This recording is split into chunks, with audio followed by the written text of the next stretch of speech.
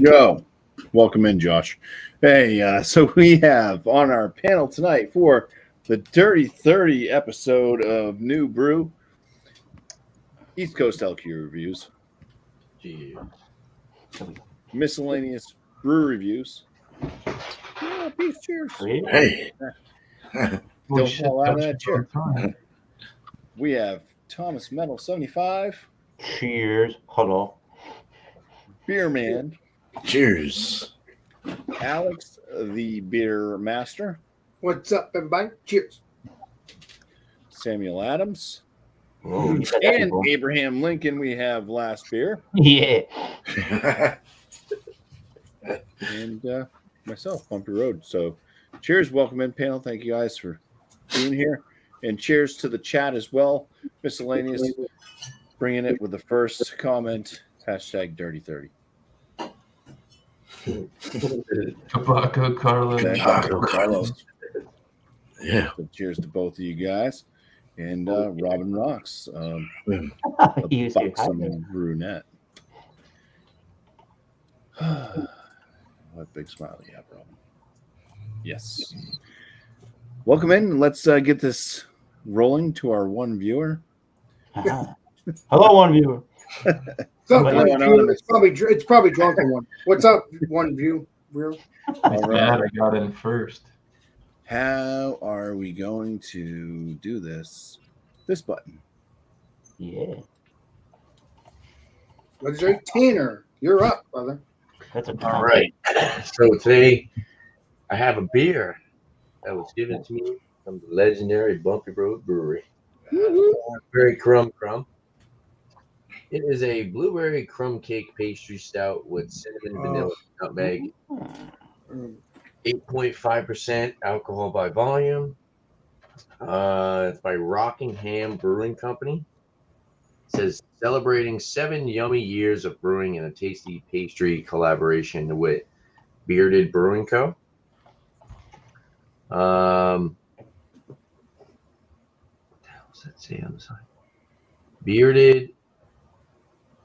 beardedbaking.com.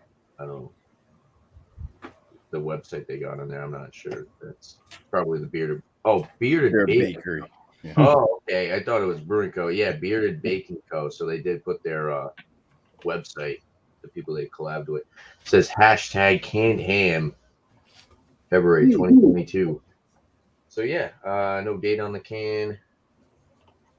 Pour this up. I got my Spiegel stout glass. Hells yeah. Let's see what it looks like. It's sweating. I believe I gave that beer a perfect score when I had it. Oh yeah. Huh? Yeah, so Bumpy wasn't a big fan of this one, but all right. Definitely pitch black. It's got like a little bit of like a ruby tint at the bottom. A little bit of effervescence, really not much at all. I'd say like coffee cream colored head, 2.5 finger, slightly like creamy frothy head. Looks pretty good. Will it be good though? Cheers, guys. It does look good. Cheers. Chill fine. Yeah. Cheers. Hey, Cheryl. Cheryl.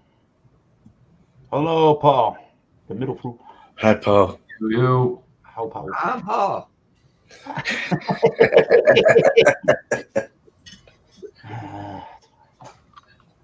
Cheers. How's it taste? Tanner, you're going through your whole thing, bud. Oh, yeah, that's right. It's Speed round. I like buddy. the old days. going to take a moment. Challenge. All right. Oh, the aroma.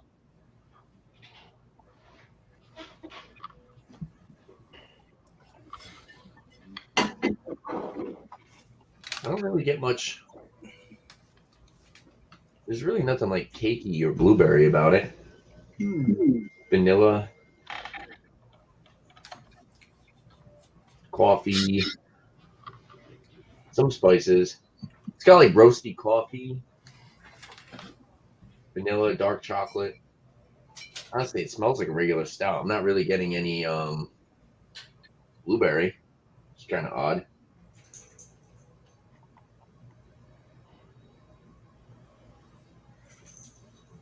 A little misleading on the aroma. Doesn't smell boozy though. 8.5%. There's no ethanol, alcohol aroma. Yeah, like cinnamon, vanilla, coffee, dark chocolate. No blueberry though. All right, let me try this. Cheers, guys. I hope there was some blueberry to the taste. Please. Cheers. Cheers. Cheesers. Oh, that's tomorrow.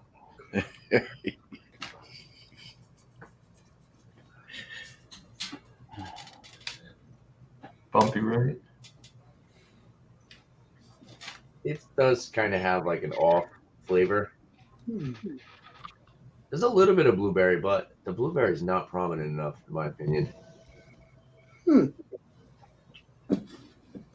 little bit of spice. It's creamy and chocolatey, but it's more like dark chocolate and roasted coffee. 8.5%. It kind of falls a little flat. The flavor isn't really as it's not as prominent.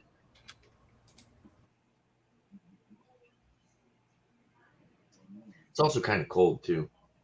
Maybe when it warms up, I'll get a little bit more blueberry.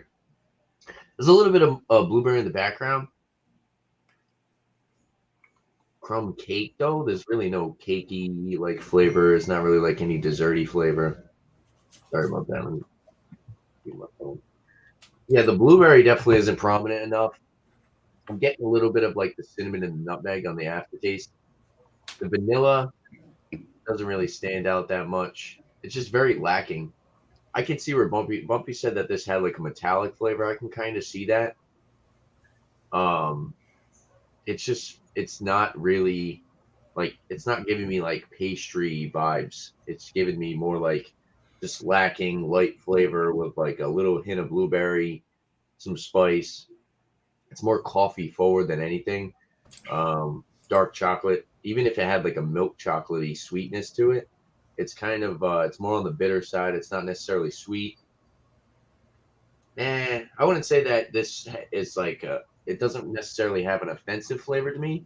It's just very lacking. Well, the blueberry, kind of getting a little bit of the blueberry lingering, but as far as like a pastry stout, it doesn't really have any like cakey pastry flavor to it, in my opinion.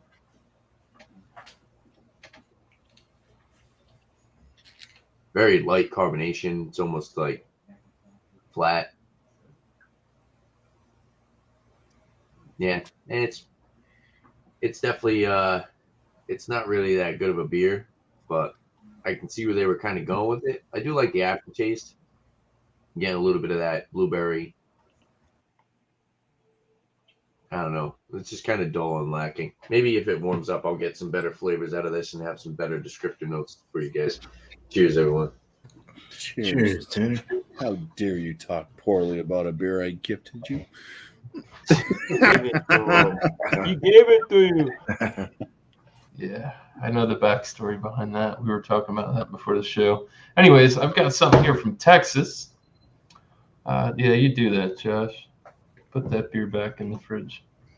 Anyways, yeah, I got something from Texas here. This is from Martin House Brewing Company. This is their... Oh. What? No, just saw a bunch of reviews, like 3 of them last night with some nasty ass ones. No, like, yeah, so go ahead. Sorry. Well, hopefully this is good because I bought this really nice box. Oh, no, it was something else. It was like cheese popcorn sour or something. I was like, what the crap is that? Yeah. Go ahead. I'm sorry. I didn't mean to interrupt you. Thank you. Sorry, my son was playing something. I didn't want to get you in trouble. Hey, there you go. So, yeah, this is called their... what the hell is it? Cocoitus? Whoa. So this is this is a rye whiskey barrel aged imperial stout with cacao nibs at 14%. This box set came with 2 12-ounce cans. Got the dope ass box I'm art. gonna take a stab and say it's a whole bunch of blurb on I- that, but we're not going to talk about that because we're streamlining here, boys. I'm gonna So, guess yeah. the name is There Cocoitus. it is. Yeah, there you go. Can. It's only got 12 IBUs. Brewed on January 3rd, 2022 series. Yeah, let's get to the art. It's got the skeleton, the one on the one side, and then you got the devil on the other, holding the skull. Very nice. Hey, legendary Andrew, I And hope this says canned on 5/5/22, which it says brewed on January 3rd. Never mind. It was canned on 5/5/22. So this is pretty damn fresh still. Let's hey, get legendary in. Andrew, you just showed a box. I hope there's not only one can in that. No, big there's 2 12-ounce cans coming that box. box. Okay. I think I had something from Martin House before. I'm not sure. I think Flacco sent me something astronauts. Oh, Looks terrible. Tanner's bad. Anyways, yeah, it's very dark cocoa colored head. It's kind of rocky looking, soapy. It's not real crackly. So, well, yeah, it kind of is, but I think it'll hang in there for a bit. Very, very dark beer, getting a tiny red hue at the bottom on the nose. Wow. Definitely getting chocolates, various chocolates. Nice bready note, tobacco. I have to close this door because people don't come on in. Sorry. Jesus. Sound effects. Stuff going on. It's just your kids playing games, Andrew. I don't hear Lots of chocolate. Yeah, I know that, but it's not my show. that. I don't get... So yeah, there's a big robust roastiness to it. Definitely getting off a little bit of bready dark breadiness. Yeah, no real hops on this. IBUs are low, so that's all good. Let's get in for a sip. It smells really good. Vanilla, oak. The rye is different though with the chocolate. Rye and chocolate, different. Let's go. Cheers. Nice. Yeah. Cheers. Cheers, bro. It's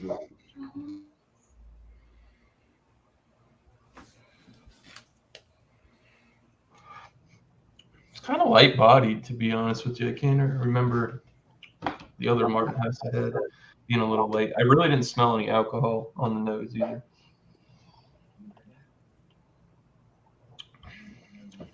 Very, very light bodied for 14%.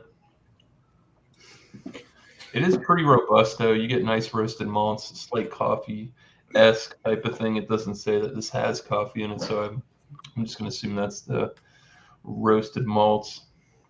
Vanilla, slight tannin type of thing, because I believe they said this is aged in freshly used rye whiskey barrels.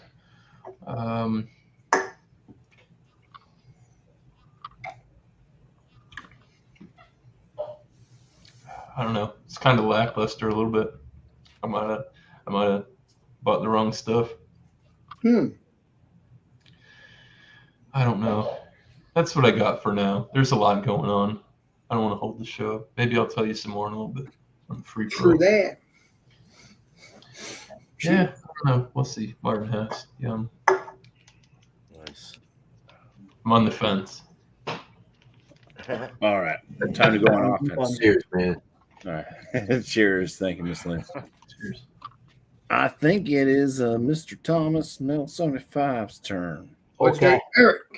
I can't tell you about the date because There's no date. what does that say February? Well, we better drink it now. Well, it says 2022. I can tell you that. It's But an Indian. But it's a triple IPA, so we should probably be okay. I would guess. This is the Imperial India Pale Ale, 10.5%. It is called Triple Mosaic Dream from a brand called Other Half. hell yeah. Other half. Yeah. Delicious beers. That's a nice There you little go, label bro. on that bad boy. I like that label. 16-ounce can, obviously, and they've made a triple version of their Mosaic Showcase, a double Mosaic Dream. It's all Mosaic and triple dry hopped with both Mosaic and Mosaic Cryo. Ooh, that sounds good to me. Let's see if that translates to the glass. Ooh. Ooh, that looks delicious. Well, that is bright orangey colored. Well, Other half has a history of doing those kind of beers like that. Let's check Yeah. out. Eric. Good stuff. me not pour the whole thing in there in case there's some sediment at the bottom. I don't see. Maybe some. Yeah, I'm definitely seeing some sediment in there. Look at that. Yeah, it's all suspended up in there. Bam, 2.5, almost 3 fingers of head. Okay, now you see the sediment. Well, that looks like a lava lamp. Oh yeah, I It's see that going up white. and down. Holy No, that looks good. Wow, there you go. All right, sweet, nice bright white head. That thing looks seriously pulpy. That thing smells seriously pulpy. That smells damn good. Holy crap! And all the blueberry notes from the mosaic hop. I'm getting a bready white bread malt. I'm getting lots of tangerines and grapefruits too. Nice and resinous, oily in the background. It really honestly doesn't smell like it's anywhere near 10%. That is scary. That looks great. Yeah, and I mean, it also smells really clean. There is a good sort of a yeasty sweetness to, or not yeasty. There is a nice malty sweetness in there too, but smells pretty clean and refreshing, and like they're using a good clean water source. So I'm ready. Let's drink this lava lamp of a beer. Cheers. Cheers. Cheers, man. You definitely get some good lighting on your beers. You got like a lamp or something right next to you? Yo. Yeah. Hell yeah! Oh my God. You would not be able to sit here and even tell me that this was even anywhere near 8% at 10.5. That silky, velvety, smooth texture. It's got a little bit of that milky aspect as well. Definitely has some blueberry, not as maybe as much as in the nose and in the aroma. It definitely has the grapefruit. Definitely has a mango flavor.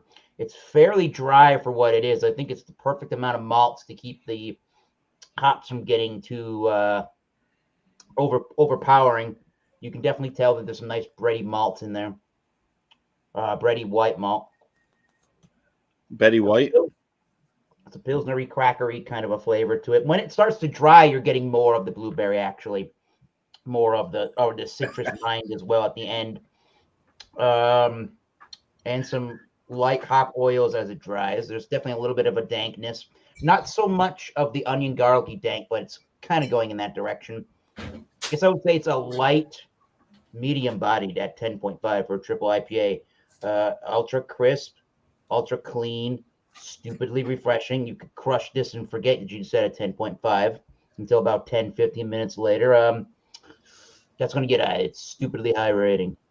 Cheers. I'm happy with that. Yeah. Cheers. Good, bro. Thank you. Damn, you got it. Let's move on to the Beard Man. Legendary beer man. All right. Oh man, I was trying to hold on. Ooh. Because it doesn't have a it doesn't have an ABV on my can bottle. So this one's from Parrish Brewing Company out of Louisiana, out of Broussard, Louisiana. It's Ghost in the Machine. It's an 8.5% Imperial Hazy IPA. Oh, nice. If there's a date they print it, it'll be on the bottle, like the like tax stampy type deal. Manifested on 5/12, so fairly new, month and a half-ish. Oh, I've got a feeling you're gonna like the. Appreciate you for jobless. Don't ever forget I it. swear Never I've had had it. that? I swear I've had it before, but I can't remember. I've heard some good stuff about that beer. I don't think I've ever had anything from Parrish it. What's is the Parrish? quote? That's Let's Parrish, right? You said? Oh shit! Yeah. Uh-oh. Have legendary beer man. Oh, I saved it. My precious. You stay right. Take a little sip of that so it doesn't spill, legendary beer man. Oh yeah, I do. Grapefruit, pineapple, maybe some. I want to say like mango papaya or something like that. Peaches. Just kind of throwing stuff that's coming to my nose here. Like we all do, right? Hazy beer, New England style, milky, has a nice fluffy white head.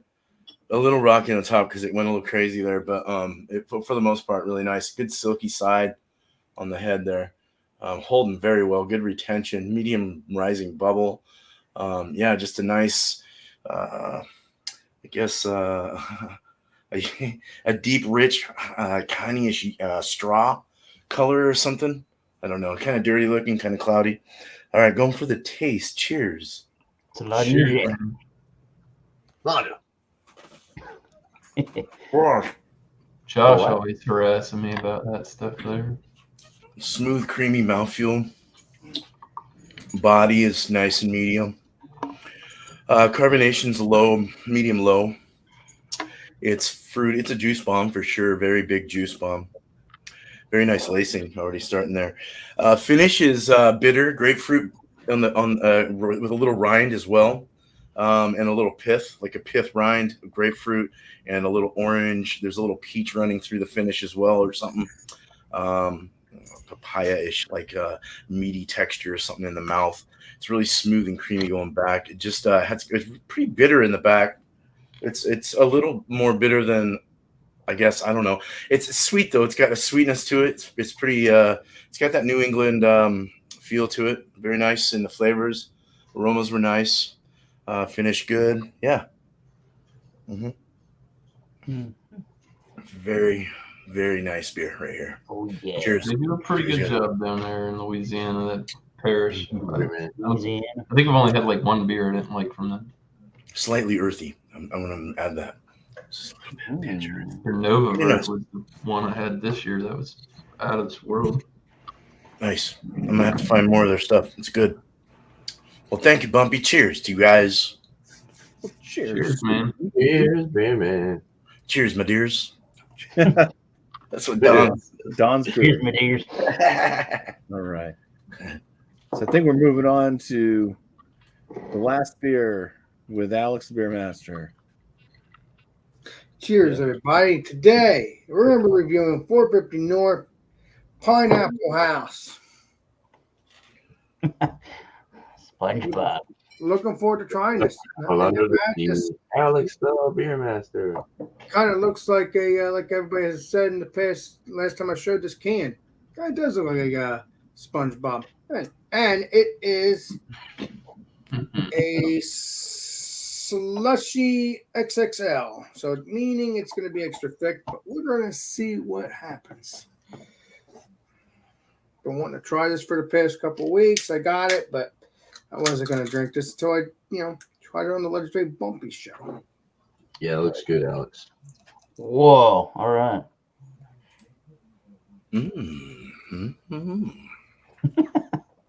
Wow. That smells smelling good. So, or, man, before we get into that though, kind of looks like a New England IPA, but it ain't. It is thick. Just a little nail kind of thing on the what's it called? The bubbles here. That smells like a real pineapple to me. Very sweet. It smells very fresh.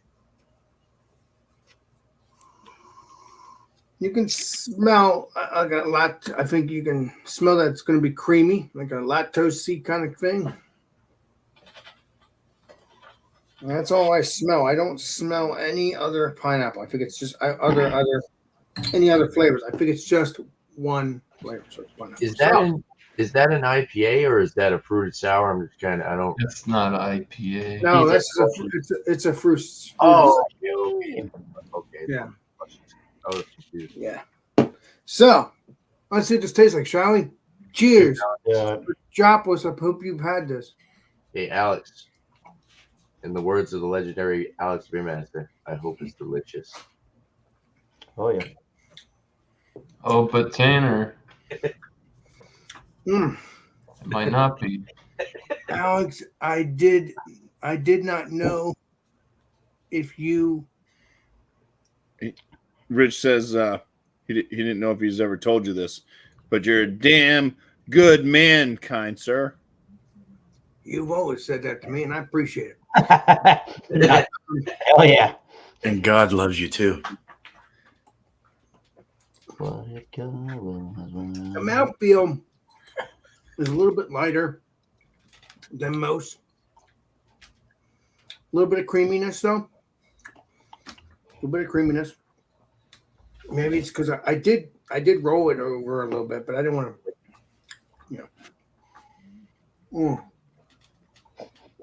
But it does have a little thickness to it, too. So a little lighterness, but also great thickness, too. I love it. Lips smacking good.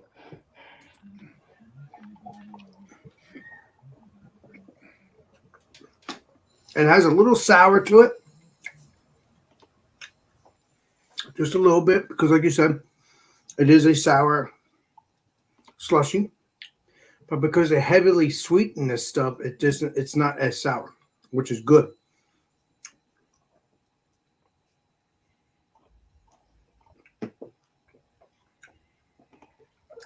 It's basically like drinking like a pineapple juice. That's what it feels like to me.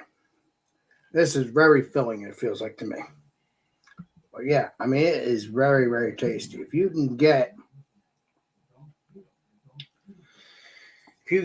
Pineapple House from 450 North, I highly recommend it. And I'll be drinking some more of this, and I'll let you know the rating next time around. Yes. Cheers, Alex. Appreciate you. Cheers, Alex. Thanks for letting me join. That's a drink.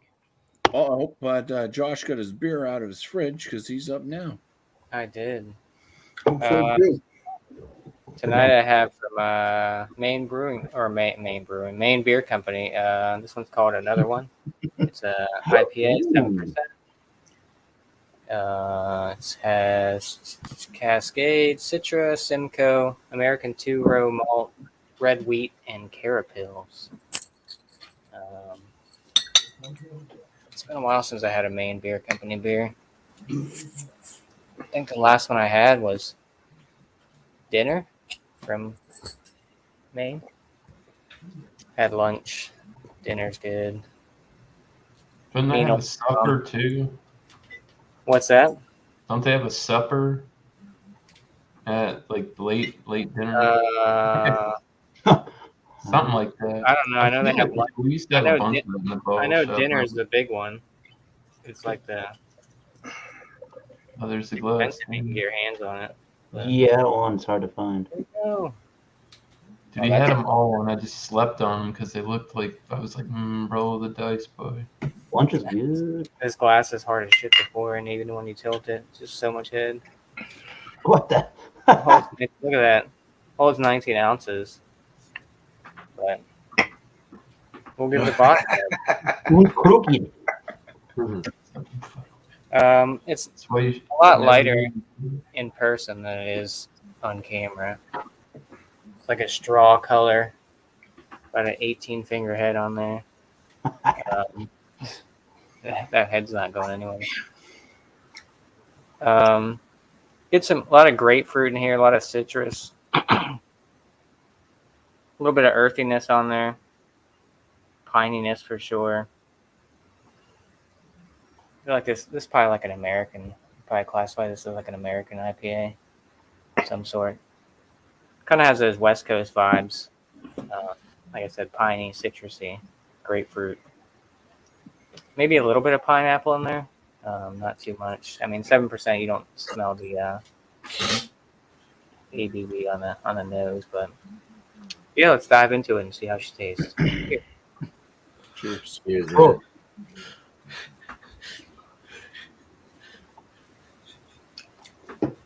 If I can get past all the fucking head. Shit. Ah.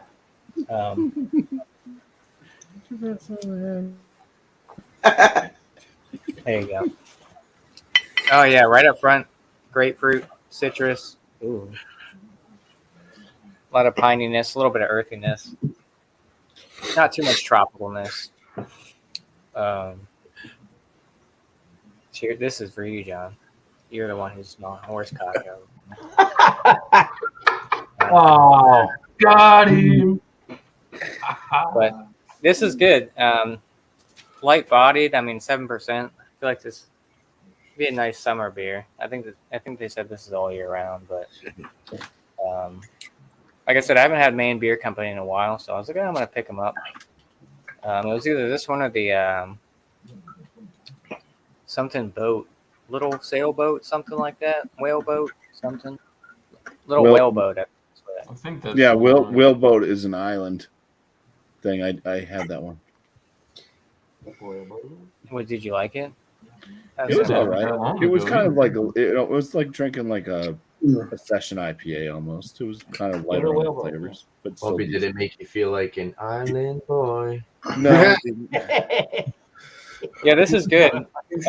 They do classify it as an American IPA, which makes sense. I mean, it's not definitely not hazy. So yeah, I'm gonna keep drinking on it and come up with this. Oh, it was bottled April 12th. Oh, April 13th, 2022. So yeah, good stuff. Cheers. Cheers, Josh.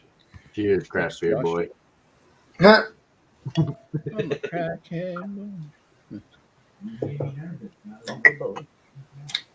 FBI, open up. Sam Adams, man. I was about to say. You've never had that brew. Oh, Little Boston lager. The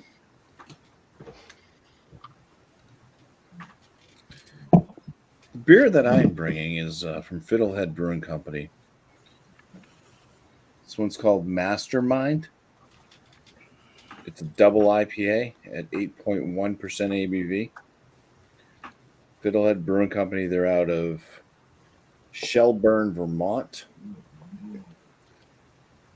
And I guess this mastermind thing, there's a team mastermind. As part of our mission to positively impact local communities, 25% of all mastermind double IPA sales are contributed to Team Mastermind Fund, which provides grants to organizations dedicated to improving pediatric health and broad community wellness. So this sounds like another beer that is made to help out an organization. good for the community. Yeah, another. Let's just hope it's good. It was canned on June 8th. So where are we at now? The 27th? Yep. So 20, we'll call it 20 days old. So it's pretty fresh for a double IPA.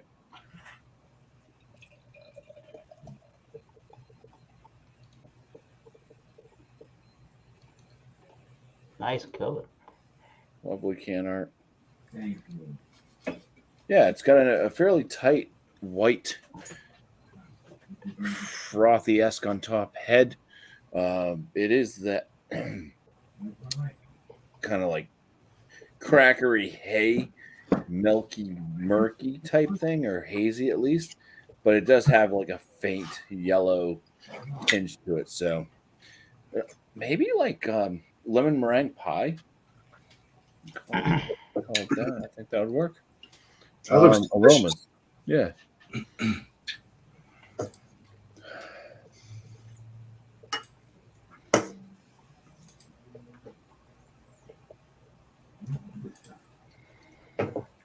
Say it's mango, but then very spicy zestiness.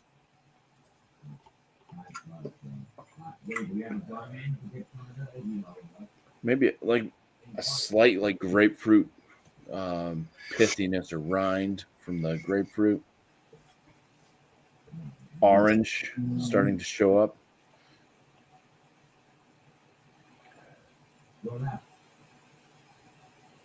But yeah, there is an underlining kind of zesty, herbal-esque type note to it.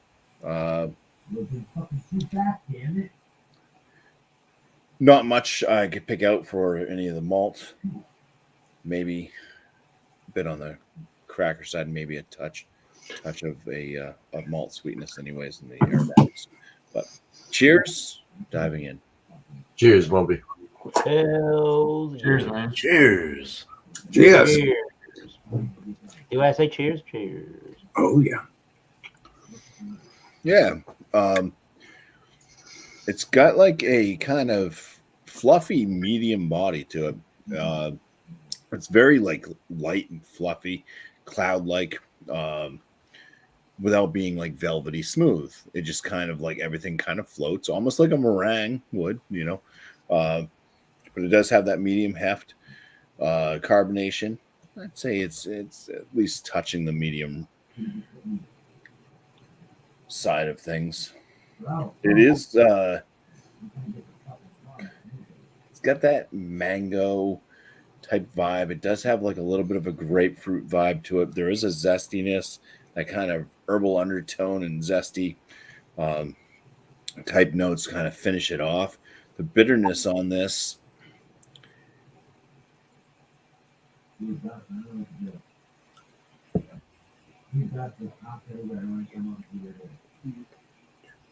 All right, there's some orange in there too. Yeah, maybe a little bit like papaya on the finish. Touch of alcohol right there. And I'd say it's a moderate bitterness. For there not being a lot of malt flavors, kind of on the crackery side, with any real malt presence. This one's kind of balanced out at 8.1%. You do get a touch of alcohol in the flavor. But yeah, it the weight with how fluffy it just is on the palate is weird. But yeah, not super bitter either, like I said, so pretty balanced out for what's happening with this one.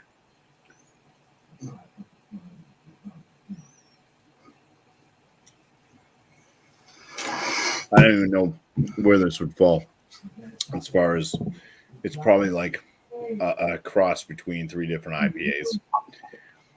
It's not quite totally NEPA. It's not quite totally like a West Coast. And it's not completely like an English IPA or East Coast IPA. So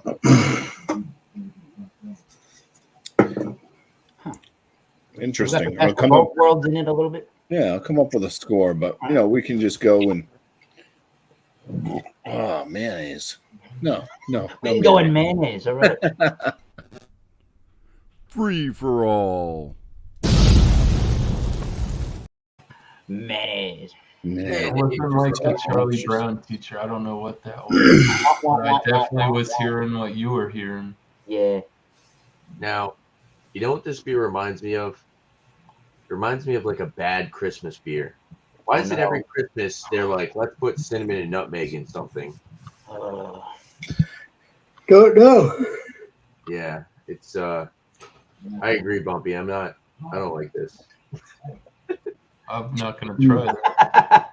I've heard very bad things about that product. Yeah, it's the blueberry is like almost non-existent, and when it starts to warm, it's like almost eating like raw cinnamon. Like it's not even like that bakery sweet cinnamon. It's just kind of like that. Like if you ate a spoon. Like you guys ever do the cinnamon challenge when you were a kid? Luckily, no.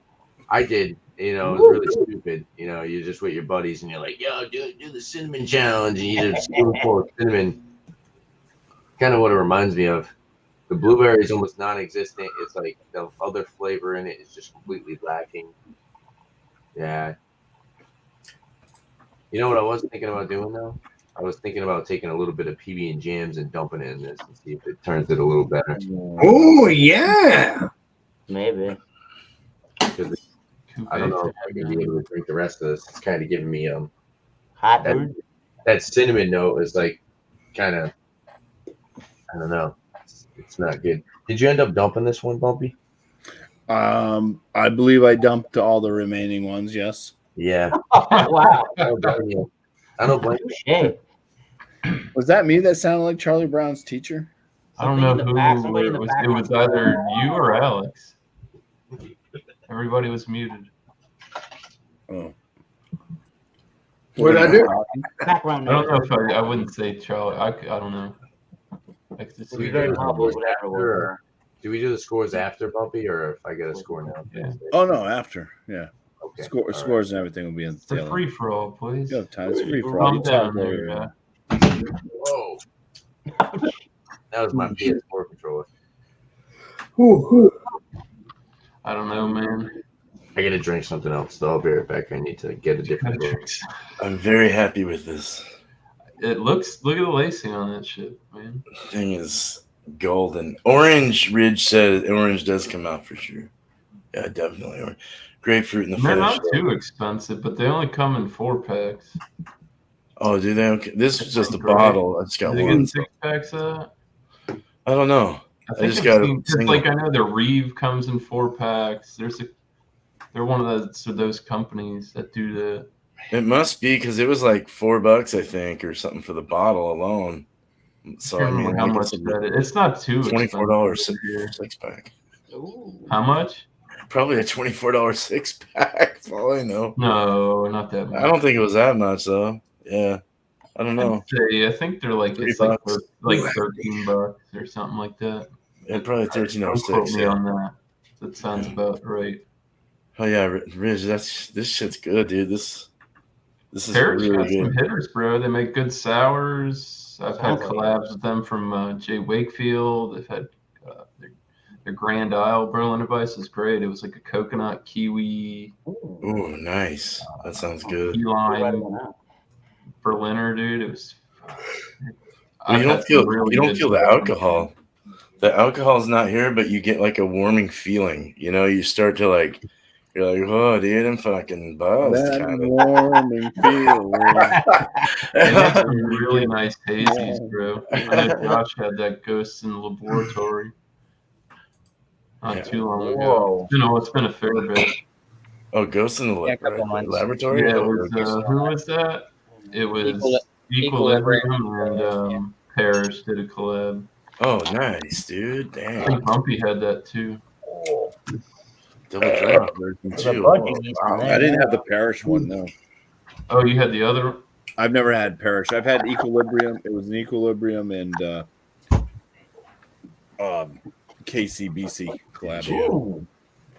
Oh, KCBC. I hear the biggest mixed reviews about that company. Some people are like, "Oh, it's great," and then some people are like, "Oh, I've seen." I've had some good stuff. Some decent ones from them. I think they're okay. Yeah, they're not bad. They got some good We don't stuff. get them down here. What's that new brewery that came out, BuMpY, that was in your area? We came home with some new ones, and you're like, these guys are new. Feather It was like, Friend? probably, yeah. Oh yeah, They putting out some pretty good beers, huh? Yeah, that's my go-to if I can't find anything else. Forrest Gump, man. Yeah. When Jenny's like, "Oh, fly away like a bird." I got something Jenny related Wednesday.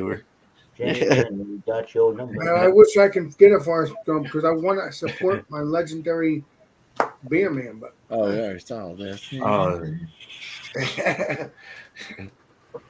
Double dry hop, man. That's nice though. I didn't know they had that too. Jeez. 5. I wouldn't go that high. Maybe a 4, 6. So It could. He said could. Yeah. this triple mosaic dream is getting towards the end of the glass where I don't know if you guys just saw it when I held it up. It's getting more definitely more of the sediment has been introduced. You probably can't even tell right now, but you can kind of see some things, little amoebas floating around. There's more than just that at this point. Getting more, I don't want to say sugary sweet, but maybe it is kind of getting more along those lines. The body's picking up a little bit, but still, for like a 10.5% beer, it maybe is not quite as dry right now, but for like a 10.5% beer, I don't know where the 10.5 is. I don't know where 8% is. You said it was 6.8 to 7.1, I believe you at this point. Super smooth, super silky, super refreshing. This is just, I don't know if it's good value for money, but this is a good value in terms of for the price that you're paying, which is Great value. around an $7 to $8 beer can. For the price, definitely worth your admission price for the one time there. I can't think of another 10.5 beer where I went, yeah, this is crushable. So good job overall on that. I cannot complain. If I had to give that a number, do I have to give it a number now? I will. Well, no, we'll be coming back around We'll again. be coming back around, but I have a thought. Just like Boomerang from Be coming around the mountain if she comes. Not that one. I got a thought. We'll come back and see if that's still my thought. Coming back around again. I don't know, man. I like this beer, but it's just it's definitely too thin.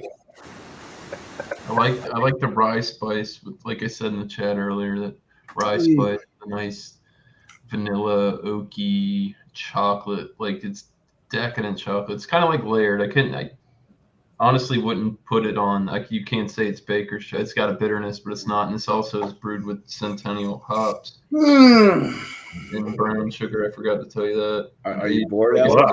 Are you bored, dude? Yeah. With it's good. It's too thin, man. Appreciate you, Bobby.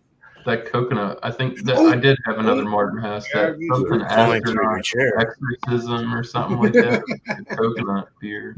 The coconut stout is like straight coconut. This isn't bad. It's just it's thin. It's not great. Coconut stout. That sounds good, dude. I like coconut. The label alone is a giveaway. I would have bought it for that label. Well, no, not this one. Isn't the other beer I've had from this company? Because I got some from Flacco. He's from Martin House. Oh. And that was a great coconut stout, like straightforward, and it didn't taste like artificial coconut. The chems.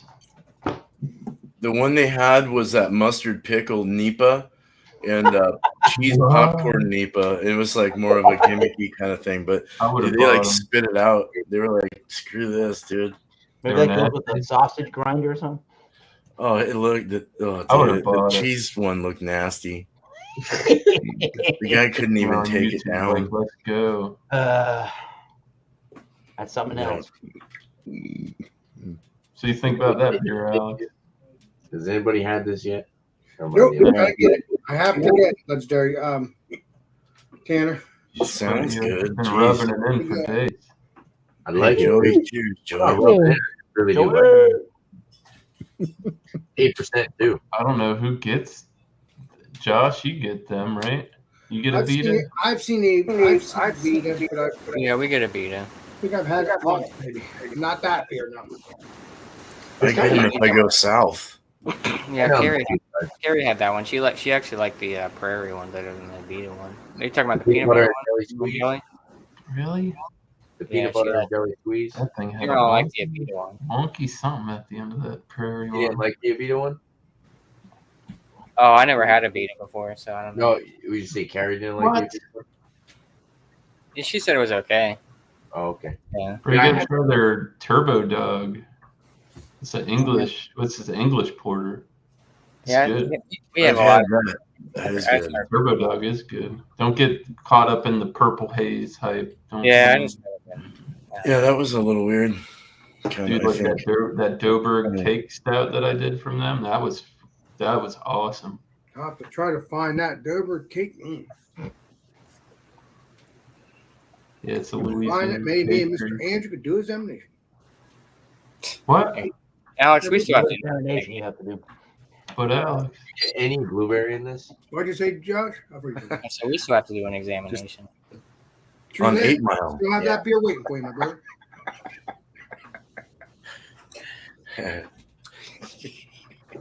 Beer man. Whose turn is it? Anybody's. It's free for all, bro. Free for all, man. Go in there.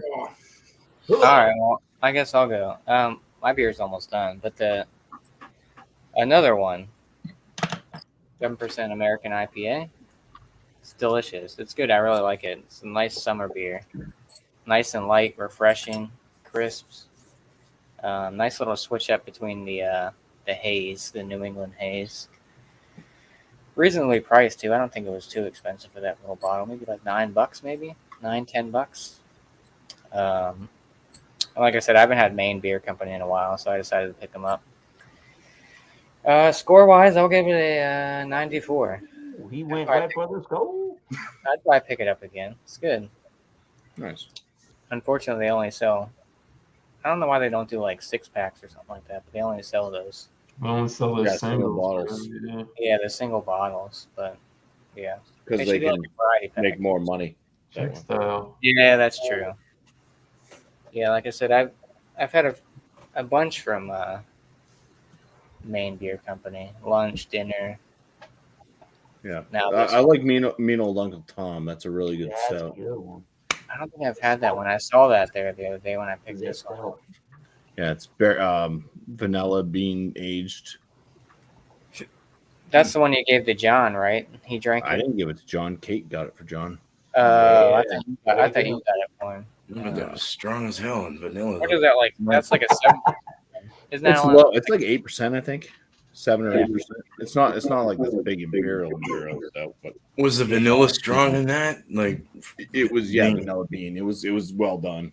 It was nice. I haven't had it for I've last time I had that beer was like 4 years ago. Yeah, I don't know. I think they mostly do like pale ales and IPAs. They have that one. I don't know if they do like. I don't think they do like Berliners or anything like that, or any like German style. Like, I don't even know if they do a Pilsner. I don't think. But yeah, Maine Beer Company's good if you can get your hands on them. I don't know how widely distributed they are. Might just be up in the I Northeast. see him down here. Oh, you do? Oh, there you go. Have you seen it out there, Beer Man? I don't know what the dates on them are. I don't think so. No, I don't.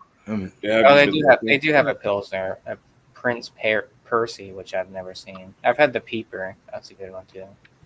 But yeah, anyways. Peeper. Yeah, that's like that's a regular pale ale, I believe. The Peeper, hoppy pale ale. Yeah.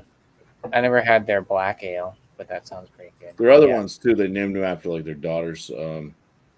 Those are pretty good. Zoe and stuff like that. Oh yeah, I forgot about those ones. Yeah, they don't. Maybe those are. I'm on their site. They don't have them listed on their current cap list, but maybe those are rotating. But yeah, 94 for the another one from Maine Beer Company. So, cheers. Cheers. Well, I'm gonna give this beer a 96. Well, right, man. Deliciousness. 100. So Nice. 96 it is. So please try to get this beer. If not, Legendary Beer. I know Beer Man can get it because he gets 450 North all the time. The Legendary Beer Man. So, Well, I mean, if we're all scoring, I mean, I'll tell you my score on this one. Who's scoring? I'm at a Everybody 40.5 out of 50. Not out of 100, Free for all. but out of 50. But yeah, that would I would just swing that into the very good range. On Untapped, it's a 4.28 out of 52,907 check-ins. So they're a little bit higher than I am for this one, but hey, to each their own. Nice. Hey, BuMpy, I have a question, man. You do good because we haven't gotten to the question portion of the show yet. Sweet. Is that what you meant by you have a question, or you actually have a question for me right now? No, I have a question when that comes. Oh, okay. If nobody else has one. Yeah. I think Tanner had. So for my beer, I'm gonna give the beer a. It's probably the lowest I given a score on the beer. I'm gonna give it 55. Wow. The label. The label is very misleading, gimmicky. The blueberry note is almost non-existent. It's like eating a spoonful of cinnamon. There's no like cakey notes at all. It doesn't give you like pastry style vibes. It's thin. The only reason why I wouldn't completely it doesn't really have that boozy note for 8.5%. The boozy note isn't really too overpowering to the point where you couldn't just sling this back and say whatever, besides that cinnamon coming back to you. And like I said, it's like eating a spoonful of cinnamon. But I don't know. Yeah, that would put it at like a 27.5 out of 50, which would put it into the drain pour category. Or at least the pour category. Yeah. I don't disagree with that at all.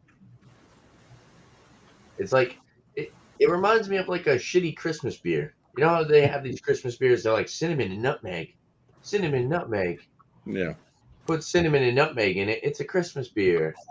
Well, and it tastes a lot like the October beers we just got through, the pumpkin ales. Yeah.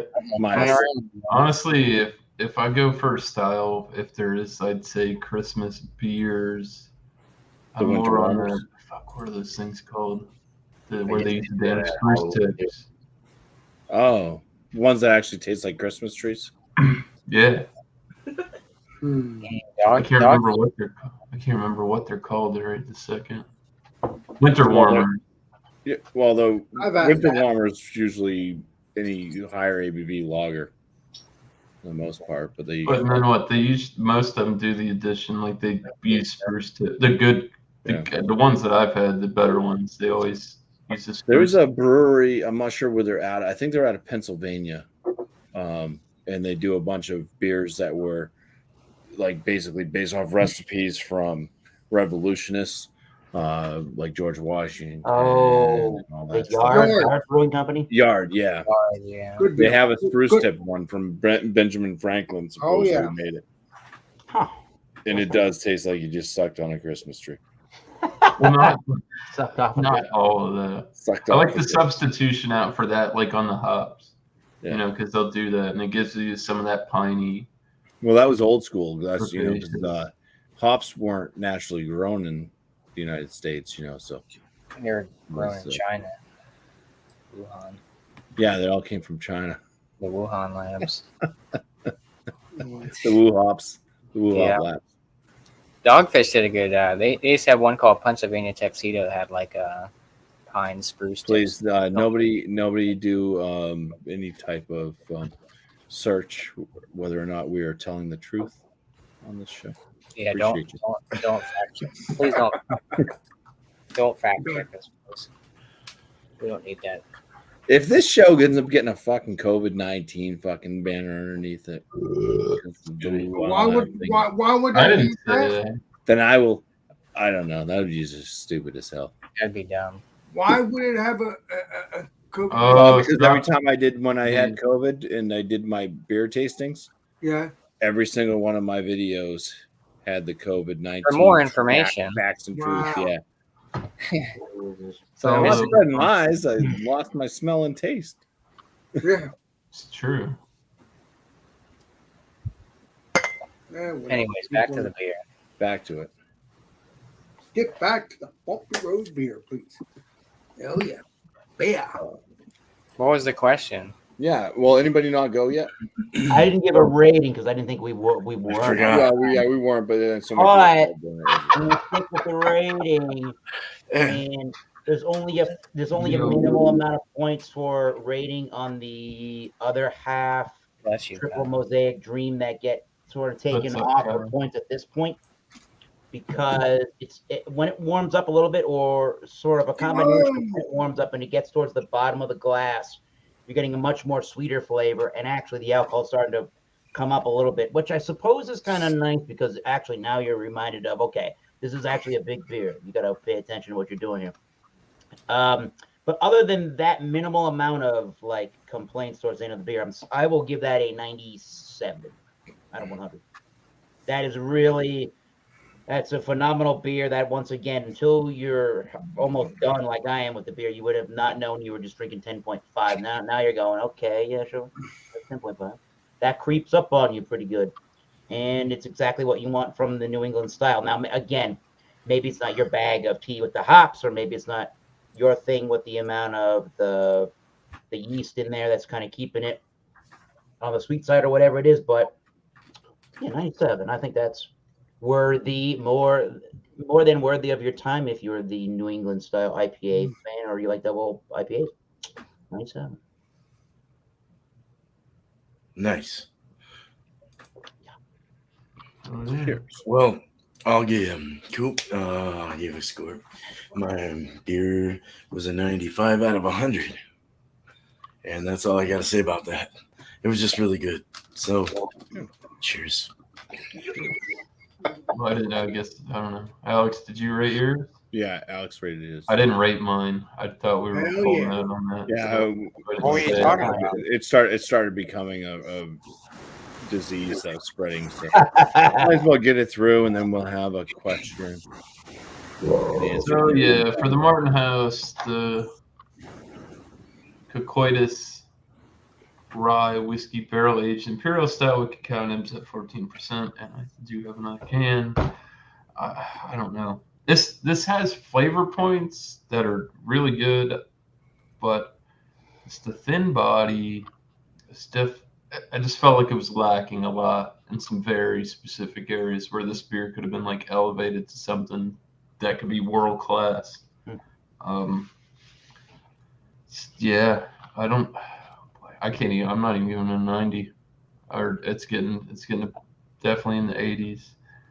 I'm gonna put it at like an 88 out of 100.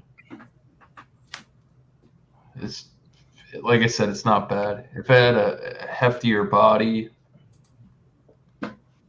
just needed a little more. I mean, the alcohol is there. I just don't know. The flavors were great. It's too thin. Drank too thin, and it makes for a really quick finish. You're not getting a lot initially. You're kind of picking up more on the tail end of it. So that's where I'm going with that. I'm not saying they're bad company. I've had I think one or two products other than this from them. I might hold on to this, send it off to one of you guys. See The what you box. I'll give you the box too. Score. I want your box. I don't know. Most of the stuff I see that comes in square box is usually pretty damn good. Not today. Not today. Oh man. All right. Well, it's time. I guess for that part of the 14% was show. good though.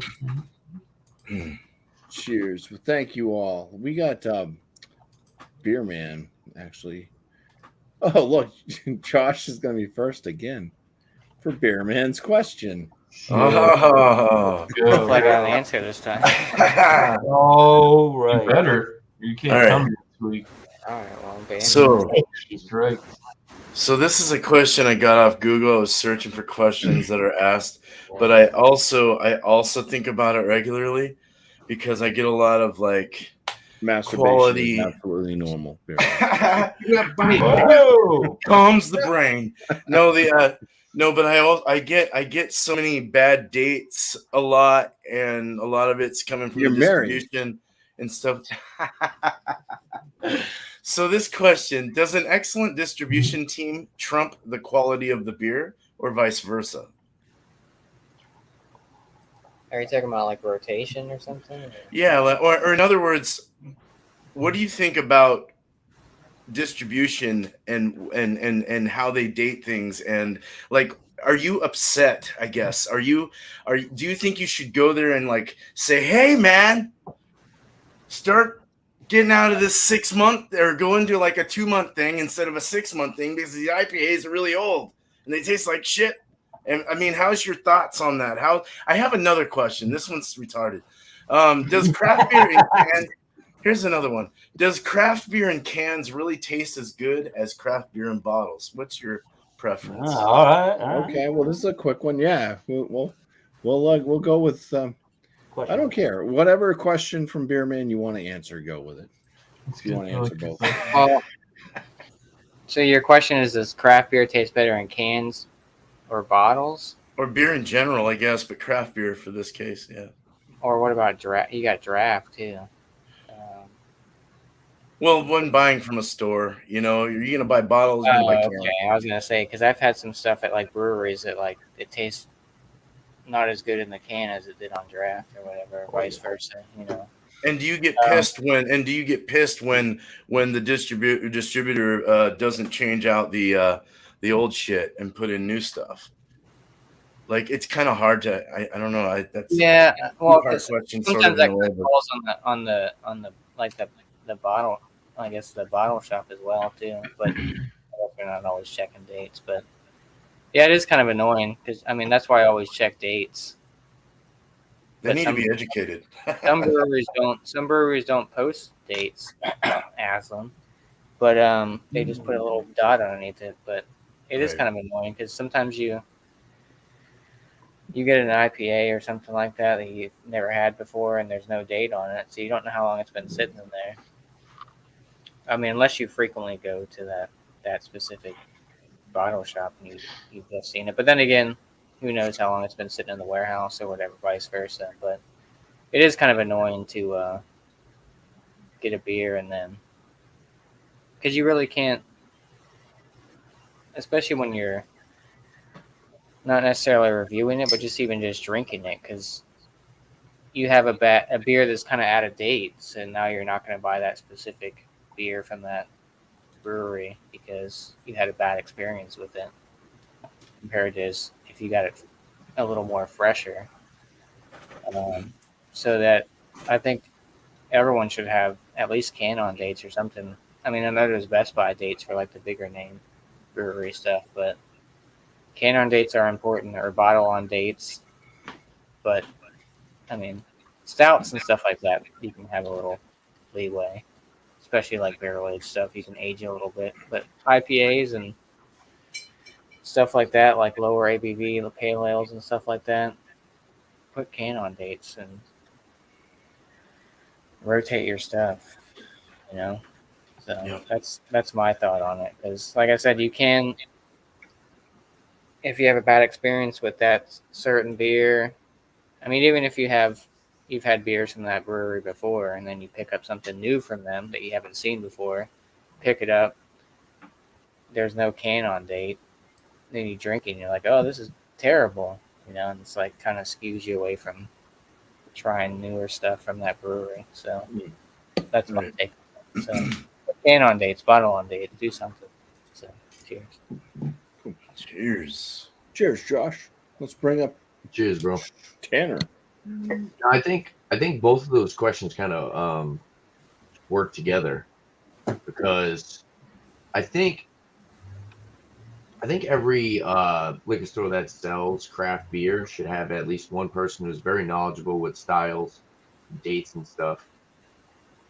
And I think they should pay somebody to at least be like, so don't go look at all the stouts, okay? Look at stuff that expires quick. Have someone and just do a quick run through. Even if it's single cans, packaging, go look at the IPAs, go check if they're within date, and then contact the distributor, say, hey, I think this is past its date. Maybe you guys should come over here and possibly pick it up and give us some fresh ones. Vice versa, But also, like, if it's in like a bottle or if it's in like a can, I think it definitely has to do with like lighting. Sometimes the bottles, if they're in a dark bottle, they can get skunky and stuff like that. Like the lagers and stuff. If it's in a bottle, there's many things that come into play when it's like, oh, is this beer going to taste good, or is it going to be skunky and someone's going to purchase it and they're going to be upset? You know what I mean? So it definitely has to do with the distributors. If they got like IPAs in bottles, sometimes that light might hit it and it might mess with the beer and stuff. But if it's in a can, it's away from the light. Also, it's like stuff like fruited sours. It's like, don't put my fruited sours, like a distributor could say, why you put the heavily fruited sours on a warm shelf? I think it both comes in what I'm saying? It comes into play where it's like it should be the liquor store working with the distributors, and they should both work together to keep things intact and make sure your customers getting the best product that they can get. You know what I mean? So me personally, if it's like a stout or something, I don't care if it's in a bottle, or if it's in a can. But if it's an IPA, maybe they're putting it under light and possibly could mess with the beer itself, or even lagers and stuff. Lagers, they tend to get skunky with the light. But yeah, I think they should both work together. I think every liquor store should have some guy who knows what he's talking about, knows about dates, knows what style lasts longer, and vice versa. Yeah, it's a good question. I think both of those, like I said, I think both of those questions kind of work together because, hey, there are a lot of people who work for a liquor store and they're like, IPA, that'll last a year. Like, you know what I mean? And then you have a distributor who's like, no, an IPA is 4 months, blah, blah, blah. You know what I mean? So I definitely think that it would be cool if they had somebody, even if they took maybe once a week, scroll through the store, look at different styles, check the dates, see if they're good enough for the customers to buy the product. Because I'm sure there have been customers that have gone into stores and they bought a beer and they're like, oh, this is disgusting. They don't really know about dates. They don't know about IPAs having a certain shelf life.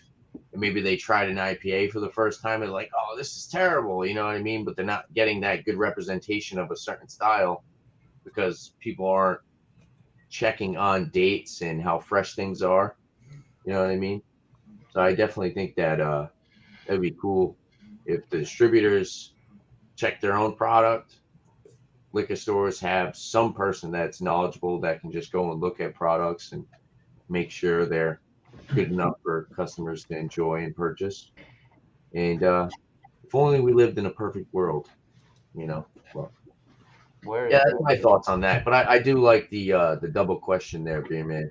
And like I said, I think it definitely works towards styles, Forgot the second part. Nice. Cheers, guys. Nice. Cheers. Cheers. Oh my god. All right, let's bring up miscellaneous. Legendary I Andrew. forgot what the second part of the question was because I'd like to start off there. Do you prefer beer in Cans or bottles? Yeah. Here we go. Gotcha. Thank you. Jog my memory. 14%. Yeah, that's a fair bit. Anyways, honestly, it really doesn't matter to me if it's cans or bottles because I pour my craft beer into a glass. I do think some water profiles and things can change in the can. I've had a lot of different things, and it does the same in the bottle. A lot of people are bottle hype because it's glass and you're not really getting anything off of that. But I mean, I've had beers in the can that were excellent world-class beers. So when it comes to that, I wouldn't pick a side. It came down to, I guess, cheap beer. My go-to would be Miller High Life, and I would prefer it in the bottle over the can when it comes to that. But honestly, with craft beer, it really doesn't make too much of a difference for me. So in the distribution part of things, I do think that they're lacking in areas. Not everybody does because people do their job and they do it really well. Some people don't care, It's hard. It starts from distro, from the facility to the other place. You can't have beer that's supposed to be in the fridge that gets fucking back to room temp, and they cool it back down, and then they put it back on the shelf. You don't know where it's been. When the guy was bringing the pallets in or whatever, did he unload the truck and you got your products sitting in the sun? I've had fruited sours from places that weren't all refrigerated, but the temperature was very moderate in the place, not hot by any means, more of a cooler facility, that keeps the germs down too, which is good. But products do get mishandled. The people that drive the trucks and drop the beer off might not have the knowledge that, hey, that those bottles there shouldn't sit out in the sun for 45 minutes while you're taking everything else in, I'm sure they get educated at some point, and I'm not putting anybody down for what they do, but sometimes if you're the guy that drops the beer off, you don't drink beer, you don't give a shit. I'm just being real with you. It doesn't make a difference to them, right? Because they don't know.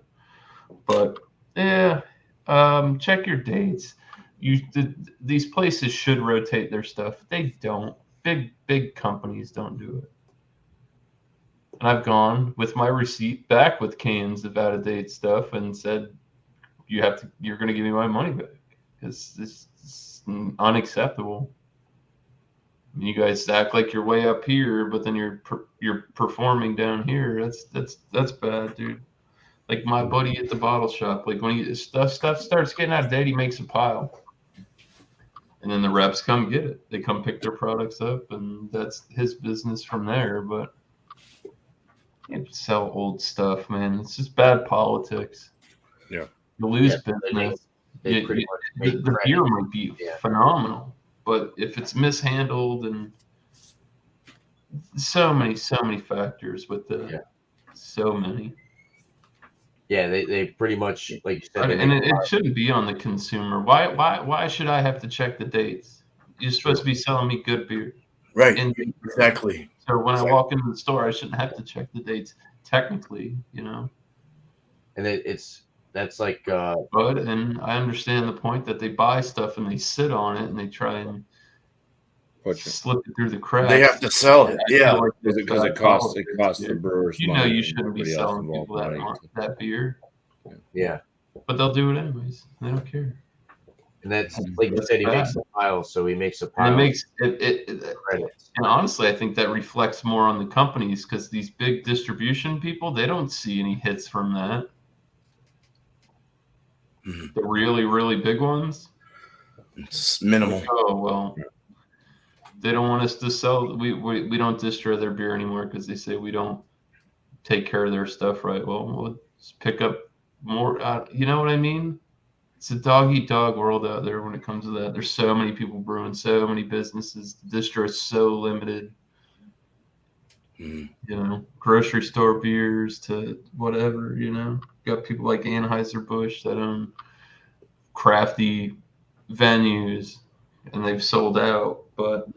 It's I don't know. It's very weird.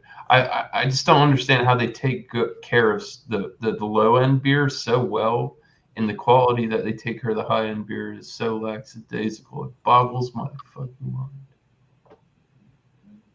Because you ain't getting no old Budweiser. I can guarantee you that shit. Never. Yeah.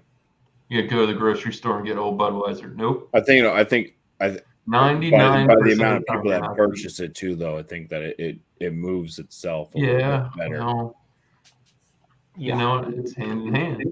Yeah. With that, you know, even I see beers that do sell here, and then they get old. Or how'd you forget that case back there, and then what you try and rotate it in with everything else?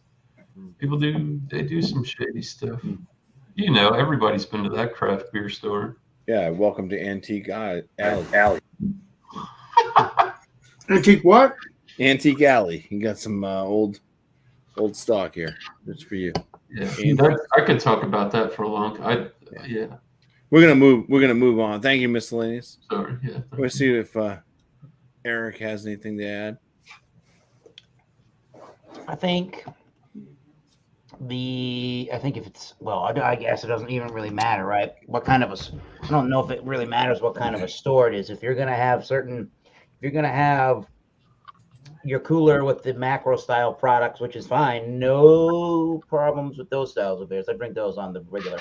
But if you're gonna have more of a crafty selection and you're gonna bring in all these different styles of beers, there should be somebody that's not only like we were talking about earlier, it's not only educated and feels like they know about what they're talking about, and they can help people choose beers and talk to people about the beers and stuff. I think it's important as well to have a knowledgeable staff at a say like a line or something like that knows their clientele and the kind of people that come in, and they'll know what they should be bringing in, what they shouldn't, what's not selling, what is selling. Because if it's just, we'll give you a discount if you buy a bunch of beer from our distribution.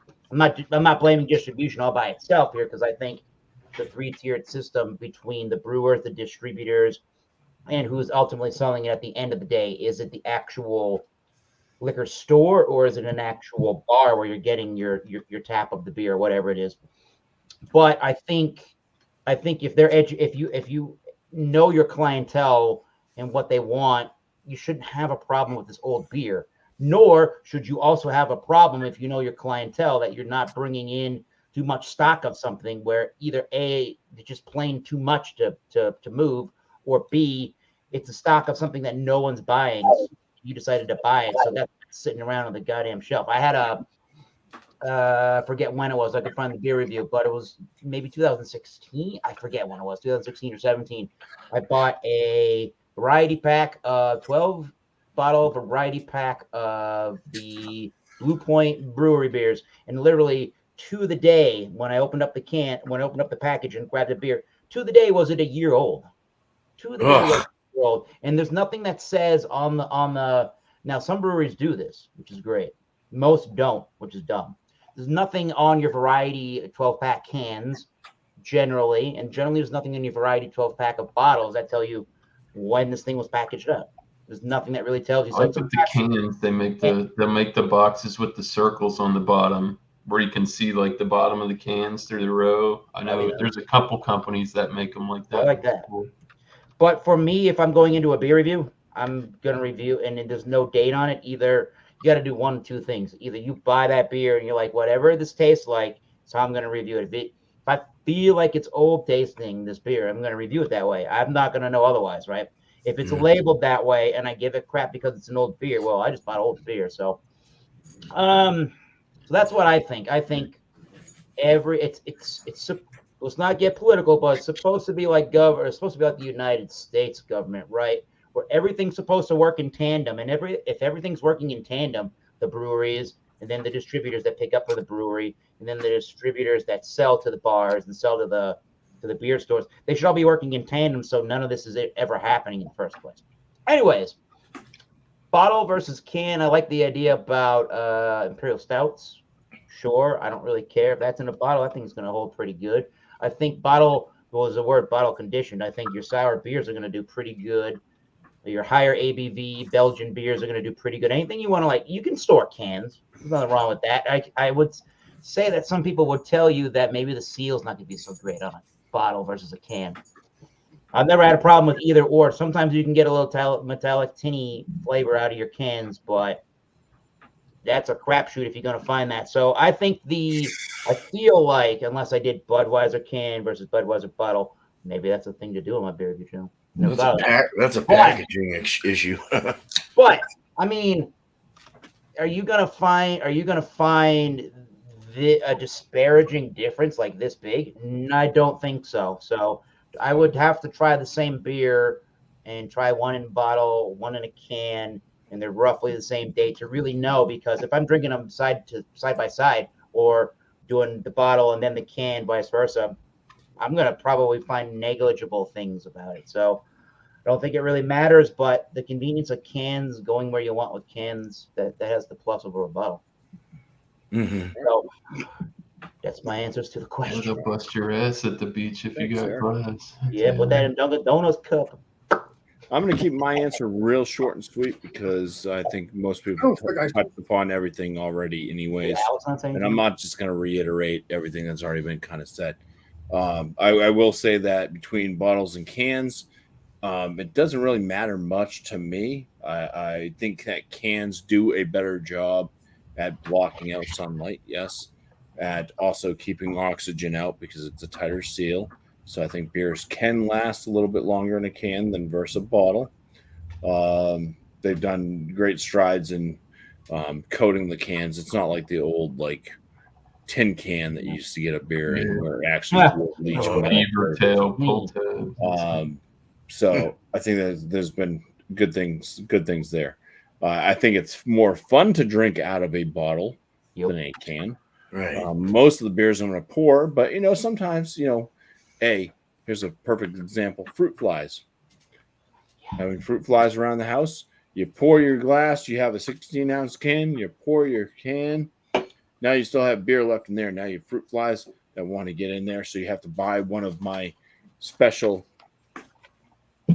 can savers. $35 a pop, but hey, I mean, it's well worth it.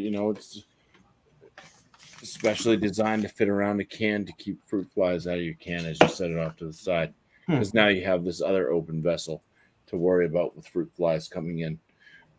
With a bottle, it's already got a built-in top cap. You just, when you're not drinking it, you just put that cap back on there. So I think the bottle is better designed in certain times of the month for that. Good point. But yeah, as far as freshness, I think cans are the way to go. If you want to, if it goes outside in the sunlight, it's going to block that. Plus, it can store probably a little bit longer and seal in some of the freshness. They heat up faster. They heat up faster than glass. The cans do? I would assume. Maybe. Thinner. It's made out of a more conductible. All right, what's more fun to shoot, a glass bottle or a can? Well, I can't shoot glass bottles because. But that'd be more fun, wouldn't it? Yes, it would. Yeah. All right. And other than that, yeah, I think it's up to the consumer. If the brewery actually puts a date on the can, that's a big thing. A lot of breweries don't put any information on their cans because they don't want to lose money because something's 3 months old and they don't want nitpicky people like myself going, oh, a 3-month-old IPA, I'm not going to buy that. Nah, garbage. So they just don't put any dates on. A lot of them will say, oh, it's because we're moving product so fast. We don't have to date our stuff. It's so fresh. It's so fresh it flies off the shelf.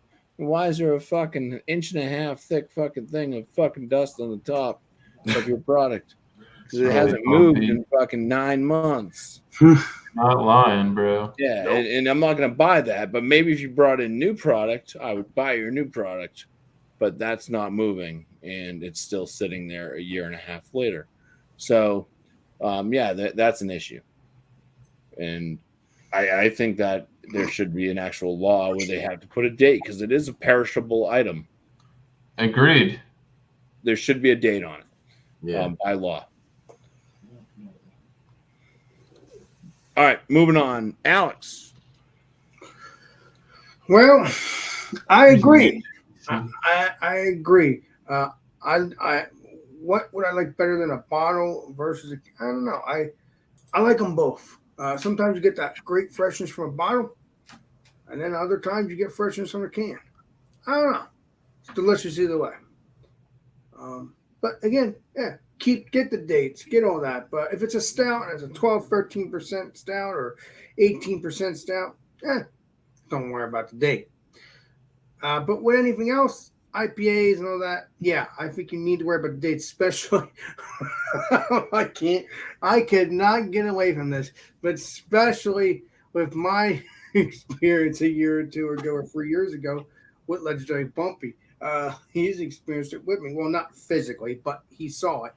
I've actually had a year worth of Christmas beers. Oh. Remember that, BuMpY? You drinking Christmas beers in July? All IPAs that he got for Christmas from last Christmas. They were all like a year old. What? A year plus because they were purchased for Christmas. Turned into a muted golden. Yeah.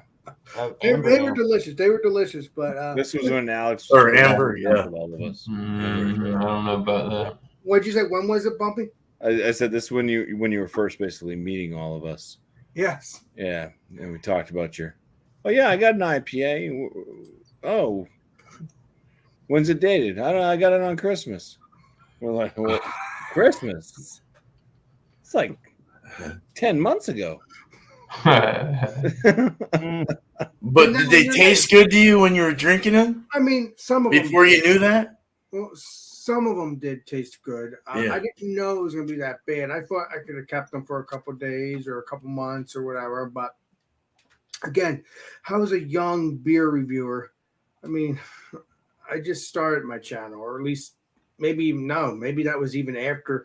Maybe that was even before I started my channel because I started my channel in 2019. So, but it was during the times when I wasn't doing beer reviews. I was doing beer reviews at you guys, but not on my own channel because I didn't have a channel. I had an account. But yeah, I I've learned my lessons since then. Oh God. But yeah, so keep the dates. Please do all that. But like I said, stouts, I don't care. IPAs, please get your dates on it. Yes, I'll still try it without a date, but still, it would be better if you had a date. Because it could be nasty, just like the Christmas beers, because of my stuff. But that wasn't the brewery's fault. That was my fault. So there was no fault on that brewery. That was my fault. So yeah, but they were good in their own way, though. They were just a multi bomb sweet, which I like. I do like the sweet stuff. So yeah, that's it for me. Don't be saving those IPAs, Alex. No. Not anymore. Jesus. Appreciate you. Cheers. Oh, yeah. Appreciate it. Yeah, cheers. Cheers. Thanks, Legendary BuMpy. I got one. Thanks, Alex. We'll go to Beerman to answer his own question. All right. I had a lot of time. I'll go through tuned, this. everybody. We'll shut this down with Alex. All two of you watching now. So bottles versus can, light oxidation, stuff like that. Depends on the style of beer. I just wrote notes. I'm just reading through it real quick. Depends on style of beer and production. The bottling line, what they're doing when they're, sanitizing their bottles and putting those caps on. Are they going to get metallic shit? Are they going to get, that light induced into the beer is another thing. As you guys have all said the same thing, like BuMpy said. But also, sometimes you get a metal. Yeah, you get the metal, the tinny. Sometimes whatever. You get it in the can as well. Sometimes as well. Did I say as well again? Do you want me to say as well again? One more time. Quality control, though, from the brewery should be super mandatory. I think they should definitely be on it. It really sucks when you buy a 6-pack of beer, and they won't let you return it, and you just paid for like a 6-month-old IPA, and you have to drink this crappy ass, slightly hoppy kind of golden ale or something. It's just really nasty. They need to have a specialist, I think, that checks the dates, quality. Gets drunk during quality checks as well. But the local companies that deliver locally to your stores tend to move better and have more recent dates. But even still, you get old stuff. So it's really all dependent on who's put. It all has to do with sales too, though. Like these stores want to push stuff and they're trying to get rid of it, so they'll put a sale date on it. And it's an old one when they put a sale date on it. It goes from $11.99 to $9.99, and they're trying to get rid of it, or it's hidden away over on some rack over by the bread, and you're like, what the freaking hell is this? I've done that. I took one home and it just tasted like crap. When you're spending money on it, it sucks when it's old. So, and you can't return it. Yeah, so it's important to know your styles too, I think, as a distributor and also as a and you would think that the distributor would know their styles, but also the salesmen at the grocery stores or at the local bottle shops, they should know their styles. They should know what's good and what's not. They should know if they need to take that off the rack and not sell it and get it back for at least a wholesale price back or some kind of, because you do get money back. Justin did tell me, he's like, yeah, we get rid of the old ones. I mean, they give us a little bit of money back for that. So, but I mean, sometimes you get that at even your local stuff and it sucks. I check the dates always, even the stouts, porters, sours. I always do. I like fresh stuff. At least, stouts, porters, sours, other ones, etc. I check them within, at least within the year. IPAs at least 2 months, 2 to 3. 3 is pushing it, in my opinion. At least, I like that dank dust, man. It just wasn't good at 3 months. I would have liked to have tasted it at a month or less, or off the tap, and that would have been really dank. Try that pure. It's so good, and it was good at 3 months, but it was still pushing that kind of Lipton tea thing. So it really pisses me off when you're drinking a style that is dependent on a date, and you take it home and it tastes like just royal shit. You're like, what is this, man? So I'm gonna stop right now. I try to get that through that quick. I also have to pee, and we got to get this over with. So the other really quick thing I didn't even think of is that that generally you can find, if it's a good brewery, you can find a description. Somehow the description of the beer was written at a certain peak time that the brewer made the beer. It was like, this is when the beer was done. This is how the description goes. Drink the beer according to that guy's description. And if there's a temperature thought involved in what temperature you should drink the beer at, maybe you should listen to that brewer, because that's how they intended the beer to be drank. True, too. Yeah. There's a lot of ideas. You can go on a whole show on Friday night talking about that stuff and you shoot the shit. Well, I'm gonna go ahead and we're gonna get this show wrapped up because it's been another long one. Hey, but cheers! I want to thank everybody in the panel for showing up tonight. Alex Beermaster, Last Beer, also known as Josh, and he's definitely fucked. Don't you want to do promos, BuMpY? He's Coach LQ reviews. BuMpY. Oh yeah, shit, Alex, you're right. But I'm gonna appreciate everybody first, then we'll go through promos. Miscellaneous Brew Reviews is here. Cheers! Thanks so much, Thomas Metal 75, aka Eric. Beer Man up there in the corner as well. Hey, cheers. He's got multiple other shows going on as well. So now, if you guys want to go ahead and shout out each other, promo your channels. All right. Well, me, Food Friday, we're going to be doing 4th of July cook-off. So we're going to be doing that a cookout. Yeah. So 4th of July cookout. That's legendary BuMpY decided for us to call it. We're going to do it. So yeah, 8 o'clock Eastern Standard Time. Thank you for your help, to legendary BuMpY. So 4th of July cookout, and yeah, get your cheeseburgers, hot dogs, whatever you're going to bring. Hot dogs, burger, whatever. Snacks that you bring to a 4th of July party. Yeah. So anything you want. So that's why it's called a cookout. 4th of July cookout, everybody. So 8 o'clock Eastern Standard Time. Now, Thursday, between 11 o'clock and 11:30. I'm going to say 11:30 right now because I might switch to 11 o'clock, but we'll see. 11:30 Thursday nights is Alex and Friends. And you can join. Let's like Andrew and all my peeps I've joined. So enjoy it. Enjoy the shows. Appreciate it. Oh, Johnny Boy is just whatever. Johnny Boy, he does beer reviews. So we'll do shout outs on Stuff Sunday whenever that comes back, which will be after the summer. So, hey, just look up John and Nelly, known as Georgia Beer Reviews. And that's it. I mean, and also look up Rick Jopless. Get a nose on. Cheers. Rick Jopless. Come on, people. Oh, sure. Get it, Andrew.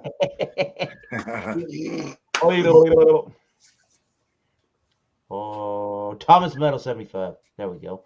Match with the Brew Reviews channel of YouTube, even though it's called Thomas Metal 75. We're gonna do that Wednesday thing. What is that Wednesday thing? It's at 7:30 Eastern time, the New York Boston time. Bring a beer, wine, or spirit. Let's have some fun. All I ask is you're not a douche. Take the email address. Let me say this really easily, so even who can understand that. Take the email address. Email me if you want to join the show. All you gotta do is email me. Email me. Email me. We'll be good. Cheers. And go check out Bourbon Bounty. He's a cool dude and knows about whiskey. You say E-Bomb World, you? Email me. Oh. Go to E-Bomb World. E-Bomb World. All right, cheers. Cheers. Cheers. Good thing that didn't break. No. All right. So I guess to me, shout outs for me. Thursday night beer session. It's Monday. Still don't know what I'm doing. Not a clue. Maybe we'll do something different. Maybe I'll talk to some people when it won't. I think I could scheme something up, something different. I've had a name, a title for a show that I've been wanting to use, so maybe I could talk to some people, get some people together. Thursday night, we'll see. Maybe, I don't know. Anyways, that'll be 8 o'clock on my channel, Miscellaneous Brew Reviews. I know that's very indecisive. I got a lot going on. I've been dealing with a lot of stuff, crazy news, real life shit. So life sucks. Yeah. Other than that, you can go check out Leprechaun TV right after my show at 9 o'clock. Barbecue Banner, interviews, restaurant stories, recipe swaps, all kinds of people over there. So Yeah. Cool. I think that's pretty much it. I don't think John and Ellie does anything anymore. I told him. I said beer reviews. He does beer reviews, John. Oh, yeah. Oh yeah. BuMpY. I don't know what to do about John. He'll be back to normal in a couple of years. Might need a that boy in the shade. couple fresh ones. BuMpy. Well, you guys just keep on doing your stuff. Once you're all done, just yell at me.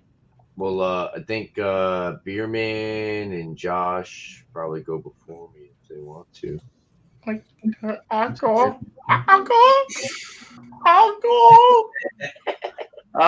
Beer and Cheese Tuesday, real quick.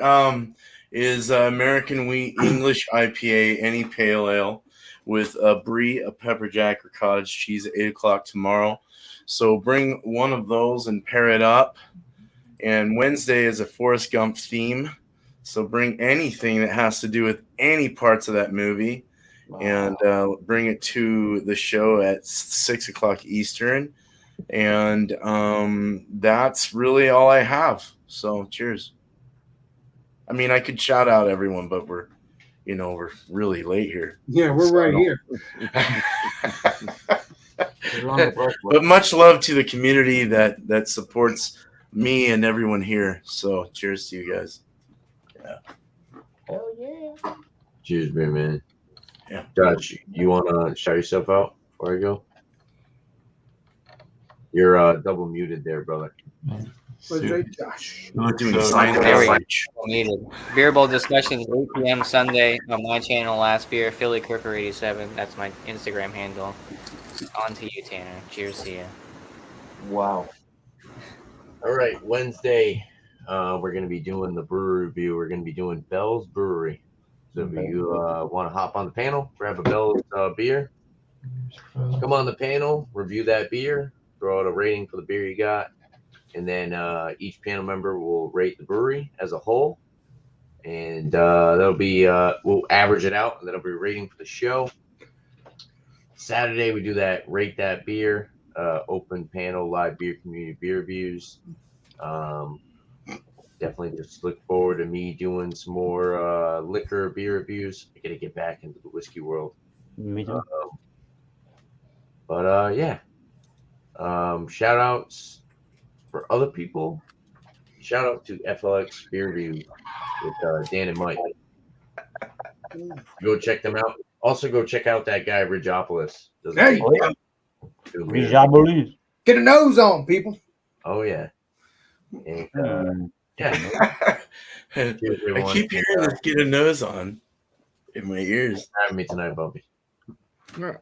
Cheers. Thanks for being here. I was going to go shout everybody out in the chat as well, but you guys know who you are. You all chimed in. Your names have popped up throughout the night on this video. So thank you so much to the chat for being here because you are part of the show. And don't forget, you guys can bring questions as well so that the panel members can answer questions. Panel members continue to bring questions. And hey, BuMpY. Yes, boy. Maybe I'll bring a question sometimes too. Yeah, my promos. I got 50-point inspection videos. Put those out on Wednesdays and Fridays. Those are my beer reviews. They're just put to a 50-point inspection versus a 5, 10, 100 scale. Live stream. Yeah, Monday nights.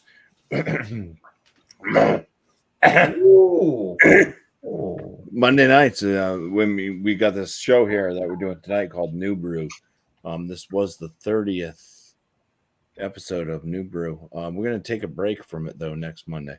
True that. Let's do BuMpY. We are going to do a return to one of my other live streams I used to do on Monday just for a special night. So we're going to have smoked porters for a multi-Monday. So if you guys can find a smoked porter, bring it on. It's going to be the same time, 8 p.m. Eastern, but it will not be New Brew. It will be multi-Monday with smoked porters. So yeah, any variant of a smoked porter, as long as smoked porters in the the name, even if it's a blend, whatever. But yeah, we'll go a little bit old school with what got a lot of you guys kind of hooked on following this live type of escapade on my channel anyways. So yeah, Been waiting for this day patiently for a long there you time. go. You won't see me there. So that'll be next Monday. Other shout outs, just cheers to everybody in the chat, everybody on panel. These guys all have channels of their own, so check them all out. You got their names right up there in front of you. You got Alex Beer Master, you got Last Beer, East Coast LQ Reviews, Miscellaneous Brew Reviews, Thomas Metal 75, also known as Massachusetts Beer Reviews, Beer Man. He's got multiple other channels too, but we won't go through all of them. But yeah, just check out their screen names. You should be able to find their channel on YouTube. Follow what they're doing. I think each and every one of us do some sort of a live stream at some point as well. So yeah. Just want to say, I thank you all. Appreciate the friendship, not only from the panel members here. We've all joined up in a close bond. It's very cool. One of the best parts about YouTube actually has been meeting a fine group of folks. And then the chat. You guys come along, and some of you guys like Mary and the Butch, you guys are friends as well. You join up with us and do some streaming, some off-air streaming, and appreciate it. But there's one last portion to the show, and we do have Alex, the Beer Master, right up there to go ahead and take us out. And not to get confused, after next Monday, we're back to our regular scheduled program, which will be New Brew. And I mean after next Monday. So, till then, this is Alex, the Beer Master, and we will see you all on the next live stream and the next video. This is Alex, the Beer Master, signing out. Cheers, everybody. Remember, it's okay to question the world around you, but you probably won't find the answers you're looking for. Bye!